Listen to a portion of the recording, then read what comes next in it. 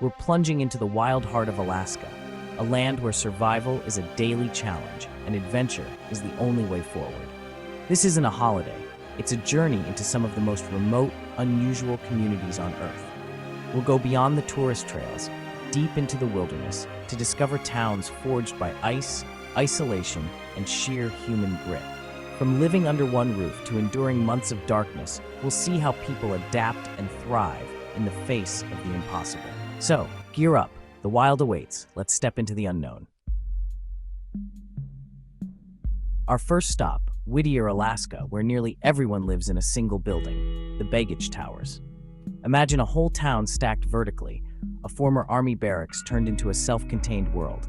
Everything's inside: post office, grocery, police, even a tunnel to the school. Here, brutal weather makes staying indoors a necessity, not a luxury. Living so close creates a unique social fabric. Neighbors are never more than a few doors away. Need help? It's just down the hall. Whittier's isolation is legendary. For years, the only way in was by sea or train. Now, a single-lane tunnel through the mountain connects Whittier to the outside world. Miss your slot, and you're stuck. The building is more than shelter. It's a fortress against the elements. Residents have carved out sanctuaries with windows facing the wild beauty of Prince William Sound. Inside, there's a health clinic, church, even a hotel, an entire ecosystem under one roof. It's a pragmatic solution to an extreme environment. Why battle the elements daily when you can build a world indoors? Whittier is a testament to adaptability and community. They've turned a Cold War relic into a haven. Efficiency and survival are the rules here. The building shields its people from the relentless Alaskan wilderness. Out here, nature is always in charge.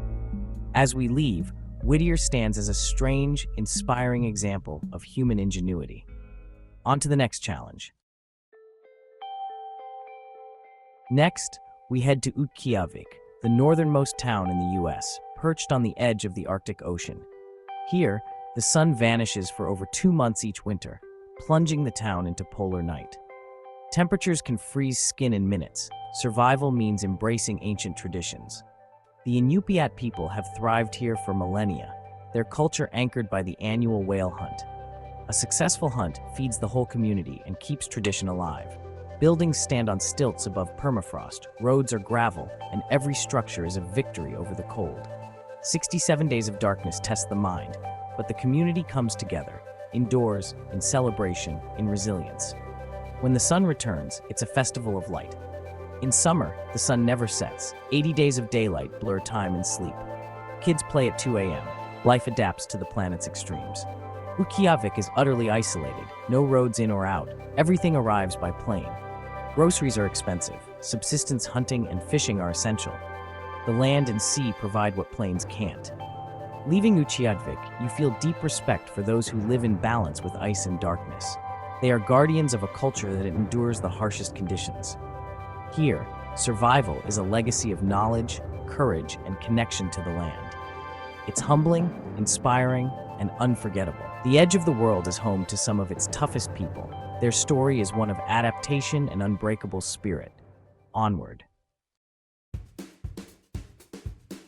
Now we head inland to Chicken, a town with a name as quirky as its history. Founded by gold miners, they wanted to name it after the local ptarmigan bird, but no one could spell it. So they settled on Chicken, practical, memorable, and a bit absurd. Today, Chicken embraces its name with giant statues, chicken-themed shops, and even a festival called Chicken Stock. But beneath the humor is real history. The massive FE company Dredge No. 4, a relic of the gold rush, still stands. Life here is off-grid, no public electricity or running water. Residents rely on generators, wood stoves, and their own resourcefulness. It's a rugged, simple existence, unchanged for a century. The people are fiercely independent, drawn by freedom and solitude. Walking through the old town site, you step back in time. Weathered buildings, a preserved saloon, echoes of the gold rush. Chicken is more than a funny name. It's a living museum of Alaskan dreams and determination. Here, practicality and humor go hand in hand. The spirit of the frontier is alive and well. In Chicken, history and eccentricity are inseparable. On to the next Alaskan original. Welcome to Talkeetna, where the mayor for 20 years was a cat named Stubbs. In 1997, locals, unimpressed by human candidates, elected a kitten as a protest, and Stubbs became a legend. His office was the general store, his duties, napping, greeting tourists, and sipping catnip water. Stubbs didn't pass laws, but he united the town and drew visitors from around the world. He survived dog attacks and fryer mishaps, proving he was as tough as any Alaskan. Even after his passing, Talkeetna continues the tradition with another feline mare. It's more than a gimmick, it's a symbol of the town's quirky, independent spirit. Talkeetna is a hub for climbers, artists, and adventurers, set at the confluence of 3 wild rivers. The views of Denali are breathtaking, and the downtown is pure frontier charm. Here, creativity and individuality rule. The cat mayor is a reminder, sometimes the best leaders just make us smile. Talkeetna is a true Alaskan original, unconventional, proud, and unforgettable. Next stop, a ghost town reborn. Deep in the wilderness lies McCarthy, a ghost town at the end of a 60-mile dirt road. Once the wild outpost for Kennecott copper miners, McCarthy was abandoned when the mine closed in 1938. For decades, it stood silent, buildings decaying in the shadow of the Wrangell St. Elias Mountains. In the 1970s, new pioneers arrived, adventurers and homesteaders drawn by beauty and solitude. They restored the old buildings, started businesses, and built a new community atop the old. Today, McCarthy is a blend of past and present, a handful of year-round residents, a summer surge of adventurers. The massive Kennecott Mill, now a National Historic Landmark, looms over the valley, a monument to ambition and engineering. Life here is still off-grid, demanding resourcefulness and grit. The community is tight-knit, bound by love for this wild place. McCarthy's story is one of boom, bust, and rebirth. It's a living testament to resilience and the power of starting over. Here, history isn't just preserved, it's lived. Onward to the finish line of the last great race. Nome, where the Bering Sea meets the end of the Iditarod Trail sled dog race. Gold fever built this town. The spirit of survival keeps it alive. In 1898, gold was found on the beaches, drawing thousands to this remote coast. The landscape is still littered with relics of that wild era. Nome's resilience shone in 1925, when dog sled teams raced life-saving serum through a blizzard, the inspiration for the Iditarod. Every March, mushers and dogs cross 1,000 miles to finish under Nome's iconic burled arch. The whole town celebrates every finisher, honoring endurance and the bond between human and dog.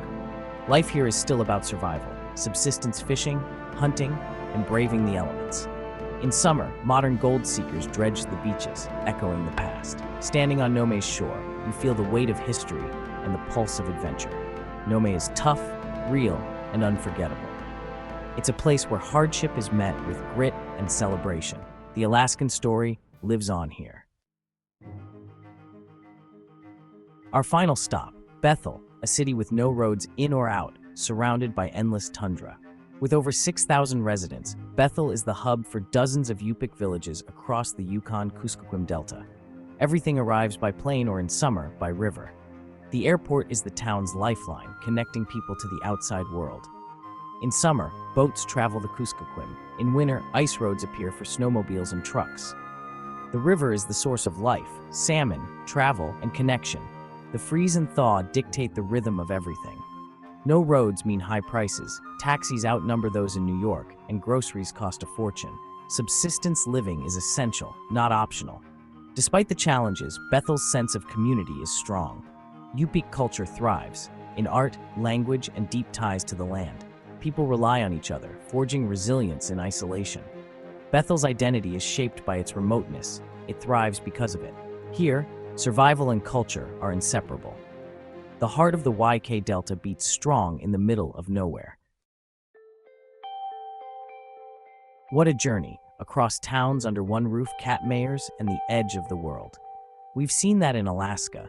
The human spirit doesn't just endure, it thrives in the strangest, toughest places. These towns are more than oddities. They're symbols of resilience, community, and wild creativity. If this adventure inspired you, consider subscribing and joining our crew for more stories from the world's wildest places. Thank you for coming along. Never stop exploring, and always stay wild. Until next time.